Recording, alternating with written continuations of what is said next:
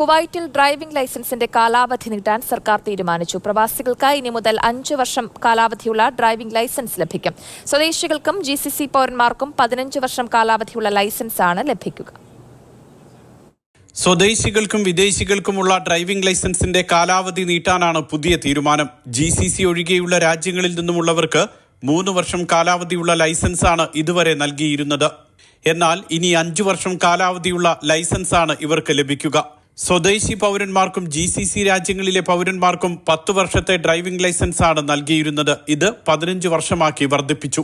രാജ്യത്തെ ഫസ്റ്റ് ഉപപ്രധാനമന്ത്രിയും ആഭ്യന്തരമന്ത്രിയുമായ ഷെയ്ഖ് ഫഹദ് യൂസഫ് അൽ സബയാണ് നിർണായക പ്രഖ്യാപനം നടത്തിയത്. തീരുമാനം ഉടൻ നിലവിൽ വന്നതായും അദ്ദേഹം അറിയിച്ചു.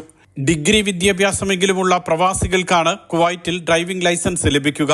മാത്രമല്ല, രാജ്യത്ത് 2 വർഷമെങ്കിലും താമസിച്ചാൽ മാത്രമേ പ്രവാസികൾക്ക് ഡ്രൈവിംഗ് ലൈസൻസിന് വേണ്ടി അപേക്ഷിക്കാൻ അർഹതയുള്ളൂ. Mathrubhumi news, Kuwait city.